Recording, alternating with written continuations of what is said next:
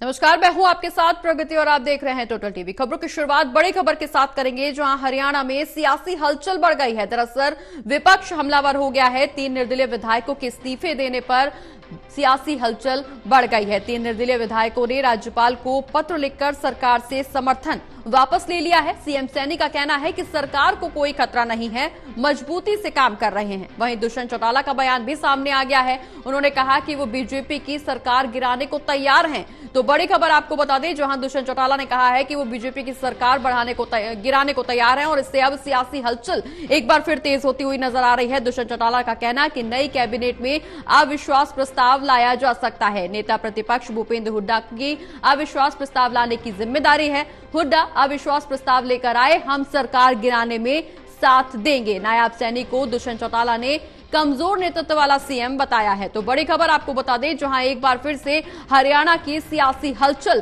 तेज होती हुई नजर आ रही है। हरियाणा में सियासत में एक बार फिर उतार चढ़ाव देखने को मिल रहा है। दरअसल सीएम सैनी की तरफ से बयान आया कि उन्हें विधायकों के समर्थन वापस लेने से सरकार को कोई फर्क नहीं पड़ता है, सरकार को कोई खतरा नहीं है। वहीं दुष्यंत चौटाला का बयान भी सामने आ गया है। उन्होंने साफ तौर पर कहा कि वो सरकार गिराने के लिए अविश्वास प्रस्ताव लाने की तैयारी कर रहे हैं। बीजेपी की सरकार गिराने के लिए वो तैयार हैं। नई कैबिनेट में अविश्वास प्रस्ताव लाया जा सकता है। दुष्यंत चौटाला की तरफ से ये बयान सामने आया। वहीं नेता प्रतिपक्ष भूपेंद्र हुड्डा की अविश्वास प्रस्ताव लाने की जिम्मेदारी है। ये तमाम बयान दुष्यंत चौटाला देते हुए नजर आ रहे हैं।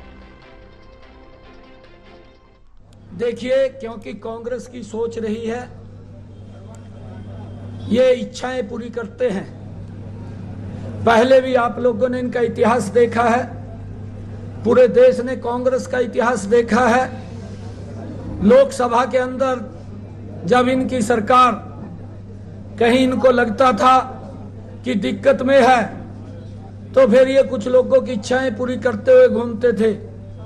दिक्कतें किसी को होंगी, सरकार को कोई दिक्कत नहीं है। सरकार पूरी मजबूती से काम कर रही है और इनकी इच्छा प्रदेश के लोग पूरी करने वाले नहीं हैं, क्योंकि ये भ्रष्टाचार के ऊपर विश्वास करते हैं कांग्रेस के लोग, और मोदी जी, भारतीय जनता पार्टी विकास के ऊपर विश्वास करते हैं। आज पूरा प्रदेश भी देख रहा है, आज पूरा देश भी देख रहा है इन कांग्रेस के क्रियाकलापों को। जिस प्रकार से ये जनता की इच्छाओं को तो पूरा नहीं कर सकते, जनता के बीच में तो झूठ बोल करके उनको बरगलाने का काम करते हैं, परंतु इस प्रकार से ये भ्रम की स्थिति पैदा करते हैं कि सरकार अल्पमत में है। सरकार को कोई दिक्कत नहीं है, मजबूती से सरकार काम कर रही है। भ्रष्टाचारियों को किसी प्रकार से बख्शने की जरूरत नहीं है। जो भी भ्रष्टाचारी है, सरकार उनके ऊपर सख्त एक्शन, कड़े से सख्ताई से कार्रवाई करेगी। जिस तरीके से 3 एमएलए नायब सैनी जी की सरकार से अपना समर्थन वापस लिया है, आज हरियाणा प्रदेश की सरकार जो मेजॉरिटी लेकर 2 महीने पहले आई थी, उससे कम हुई।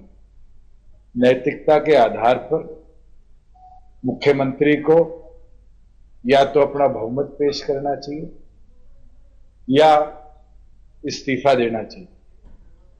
और वहीं दूसरी ओर पर हम आग्रह भी करेंगे और लिखित में भी महामहिम से आग्रह करेंगे कि इस गवर्नमेंट को दोबारा, क्योंकि 3 विधायकों ने लिखित तौर पर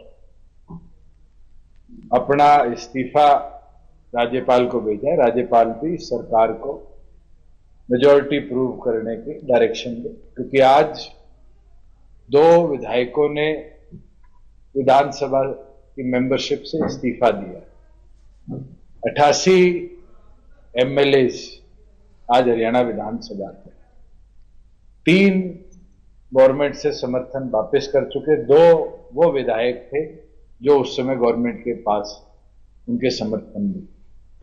5 विधायकों का कम होना सरकार के समर्थन से ये प्रूव कर देता है कि आज सिंपल मेजॉरिटी के आंकड़े से सरकार बाहर। मैं तो आज यही मांग करता हूं कि मुख्यमंत्री नैतिकता के आधार पर अपना इस्तीफा देने का काम करें। तो हरियाणा की सियासत में एक बार फिर उथल पुथल देखने को मिली है, जहां 3 निर्दलीय विधायकों के इस्तीफे देने पर सियासी हलचल बढ़ गई है। दरअसल 3 निर्दलीय विधायकों ने इस्तीफा दिया और उसके बाद से बयानबाजी भी तेज हो गई है। सीएम नायब सिंह सैनी को सुना आपने, जहां उन्होंने कहा कि इन विधायकों के इस्तीफा देने से सरकार को कोई फर्क नहीं पड़ता। वहीं दूसरी ओर दुष्यंत चौटाला को सुन रहे थे आप, जहां उन्होंने साफ तौर पर कहा कि अविश्वास प्रस्ताव लाने की तैयारी की जा रही है और इस पर अनिल विज की प्रतिक्रिया भी सामने आई है। क्या कुछ उनका कहना है वो भी सुनवा देते हैं आपको। 3 विधायकों का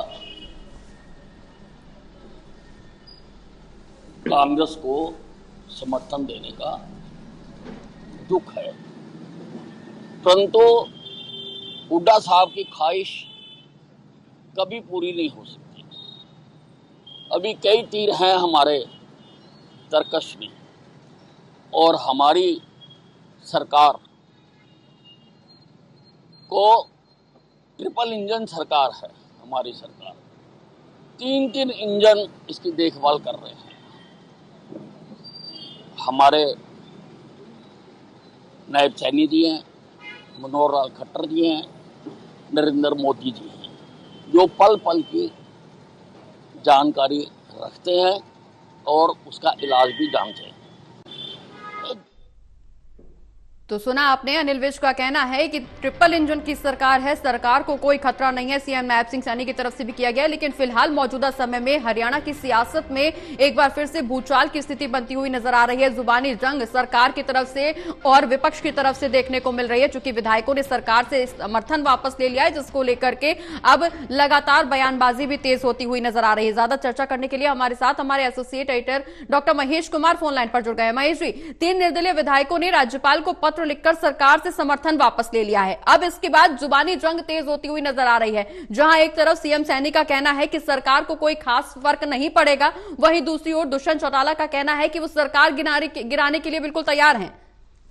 देखिए, साफों से बात तो समझी जा सकती है कि दुष्यंत चौटाला दरअसल अपने वोटर के डीएनए के हिसाब से अब बात करने लगे। उन्हें ये एहसास हुआ कि उनका वोटर आखिर क्या चाहता है। दरअसल दुष्यंत चौटाला का जो कोर वोटर था वो एंटी बीजेपी माइंडसेट का था और भारतीय जनता पार्टी के खिलाफ ही जो वोट है 10 सीटों पर जीत जो हासिल की यहाँ पर भारतीय जनता पार्टी ने, वो एंटी बीजेपी जीत थी। और जिस तरीके से दुष्यंत चौटाला ने सरकार चलाने का काम किया, वही नाराजगी की सबसे बड़ी वजह थी और इस वजह को दुष्यंत चौटाला ने पहचानने का काम किया और उसी के हिसाब से अब दुष्यंत फैसले लेते नजर आ रहे हैं। दुष्यंत ये कह रहे हैं कि सरकार वो गिराने के लिए तैयार है। फिर सवाल ये रखा गया कि अविश्वास प्रस्ताव तो अभी लाया नहीं जा सकता, क्योंकि भूपेंद्र सिंह हुड्डा अविश्वास प्रस्ताव लेकर आए थे और दूसरा अविश्वास प्रस्ताव कम से कम 6 महीने के अंतराल के बाद लाया जा सकता है और तब तक सरकार का कार्यकाल ही पूरा हो जाएगा। इस पर दुष्यंत चौटाला ने अपनी प्रतिक्रिया दी। उन्होंने कहा कि टेक्निकली ये पॉसिबल नहीं है, अब अविश्वास प्रस्ताव तुरंत लाया जा सकता है, क्योंकि नई कैबिनेट आ चुकी है, नए मुख्यमंत्री आ चुके हैं। नई कैबिनेट और नए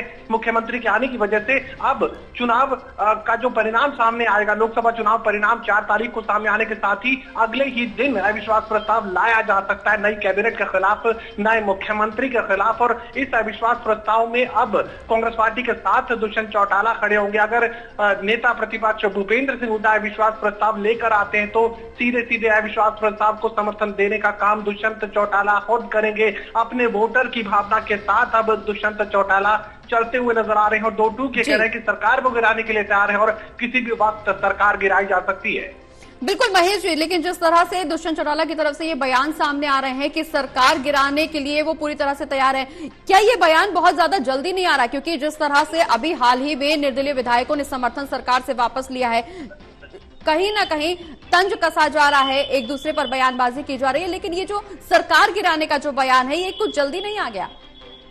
देखिए, सरकार गिराने का जो बयान है, दरअसल खुद दुष्यंत चौटाला अब गठबंधन की सरकार से अलग हो चुके हैं, नई सरकार का गठन हो चुका है। तो ऐसे में अब चुनावी डगर पर अलग चुनावी डगर पर यहाँ पर जननायक जनता पार्टी आगे बढ़ती नजर आ रही है। तो ऐसे में किसी भी तरीके से भारतीय जनता पार्टी की अगर सरकार आगे चलती रहती है तो ये दुष्यंत चौटाला को मंजूर नहीं है। दुष्यंत ये कह रहे हैं कि जनता से दोबारा से मैंडेट लेने की जरूरत है, जनता की पसंद के हिसाब से ही सरकार को चलाए जाने की जरूरत है।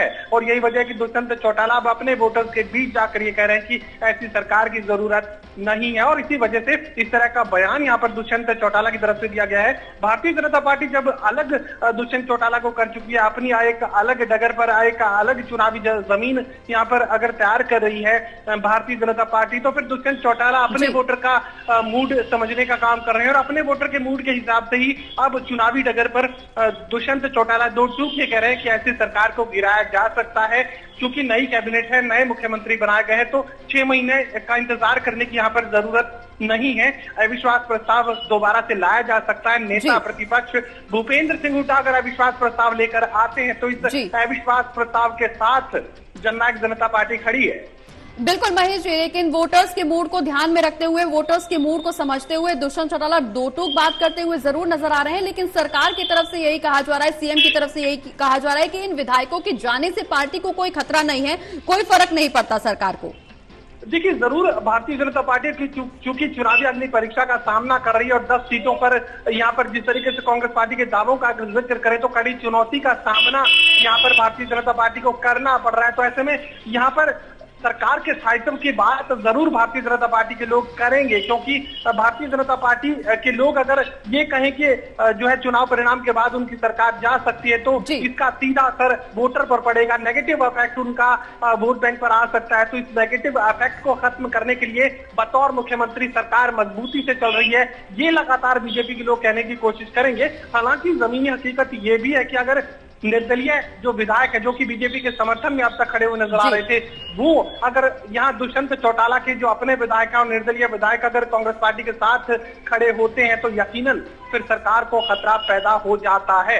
लेकिन अगर भूपेंद्र सिंह हुड्डा ये माने कि जनता का जो गुस्सा है वो लगातार बीजेपी के खिलाफ बढ़ रहा है, अगर उन्हें ऐसा लगा तो फिर अविश्वास प्रस्ताव लाने जैसा कोई भी काम मुझे व्यक्तिगत रूप से नहीं लगता कि भूपेंद्र सिंह हुड्डा करेंगे, क्योंकि इस लोकसभा चुनाव के तुरंत बाद जो है विधानसभा चुनाव की तैयारियां शुरू हो जाएंगी और कुछ ही महीनों के भीतर ही जो इस सरकार का मौजूदा सरकार का जो कार्यकाल है वो खत्म हो जाएगा। तो ऐसे में अविश्वास प्रस्ताव लाकर जनता के बिल्कुल महेश जी, अविश्वास प्रस्ताव लाने की बात जरूर की जा रही है दुष्यंत चौटाला की तरफ से, लेकिन इस बीच पार्टी का क्या कुछ स्टैंड होगा ये भी देखने वाली बात होगी। लेकिन आगे बढ़े उससे पहले अपने दर्शकों को ये भी बता देते हैं कि पूर्व मुख्यमंत्री मनोहर लाल का भी इस पूरे मामले पर बयान सामने आया, उनका क्या कुछ कहना है वो भी सुनाते हैं आपको। विधानसभा 3 रोड शो हो गए हैं, आज चौथा नीलोखेड़ी का आज सुबह है, सायंकाल इंद्री विधानसभा में है और ऐसे ही कल जो है गरौंडा विधानसभा का, तो हर विधानसभा में एक ही रोड शो करने के बाद फिर दूसरे रोड शो के लिए भी जो गांव बचे हैं उसके अंदर मैं जाकर के लोगों से अपील कर रहा हूं और बड़ी संख्या में लोग सुबह 7 साढ़े 7 से शुरू हो जाते हैं और दिन में 11 साढ़े 11 बजे तक, फिर शाम को 4 बजे से लेकर रात के 8 साढ़े 8 बजे तक, ऐसे 2 समय के रोड शो मैंने तय किए हैं। जनता का अपार समूह है और मुझे विश्वास है कि बड़े मार्जिन से करनाल की लोकसभा सीट, ये चुनावी माहौल में कौन किधर जाता है किधर नहीं जाता है इसका कोई अंतर पड़ने वाला नहीं है। बहुत से विधायक हमारे भी संपर्क में हैं, इसलिए उनको किसी को चिंता नहीं करनी चाहिए। बहुत से विधायक हमारे संपर्क में हैं, कब कौन क्या करेगा चुनाव अभी लंबा चलेगा।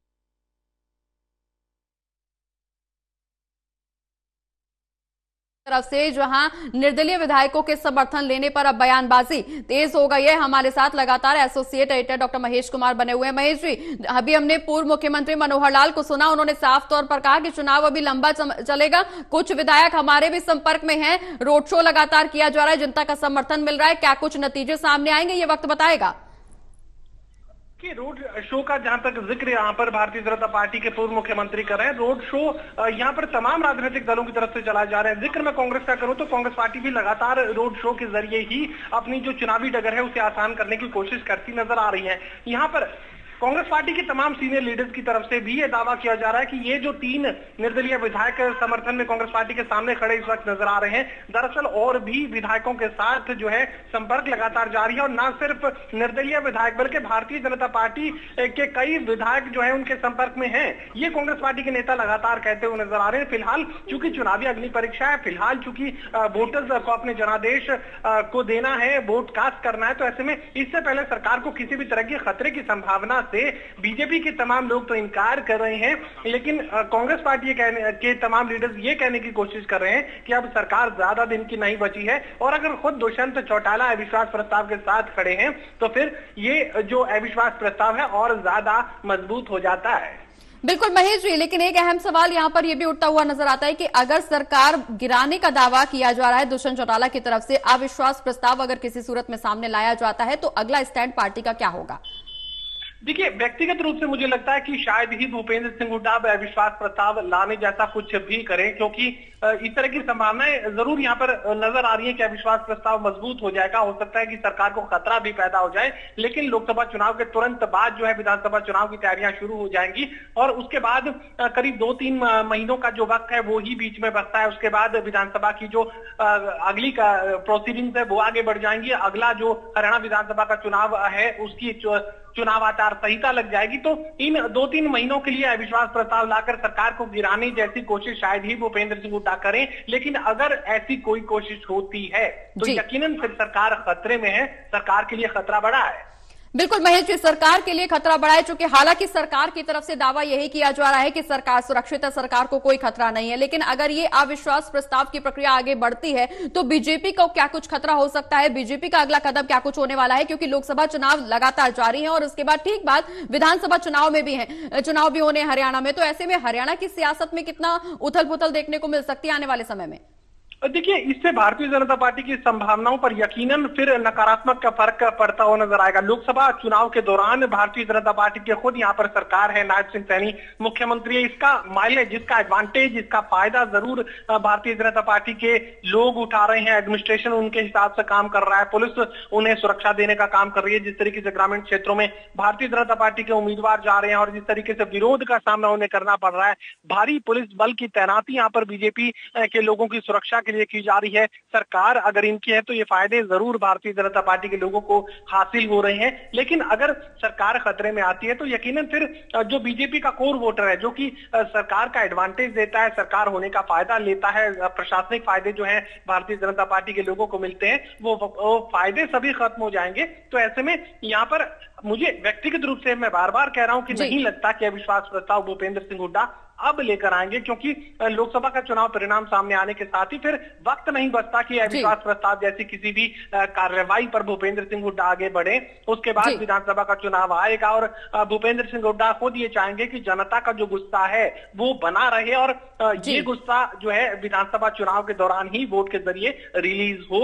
व्यक्तिगत रूप से भूपेंद्र सिंह हुड्डा इस रणनीति पर आगे बढ़ सकते हैं, लेकिन दुष्यंत चौटाला की तरफ से 2-2 की बात कह दी गई है कि अगर अविश्वास प्रस्ताव पर भूपेंद्र सिंह हुड्डा आगे बढ़ते हैं तो भूपेंद्र सिंह हुड्डा का विश्वास प्रस्ताव पर समर्थन, सहयोग दुष्यंत चौटाला की जननायक जनता पार्टी करेगी। चलिए, बहुत बहुत शुक्रिया महेश जी, ये तमाम जानकारी हमारे दर्शकों तक पहुंचाने के लिए।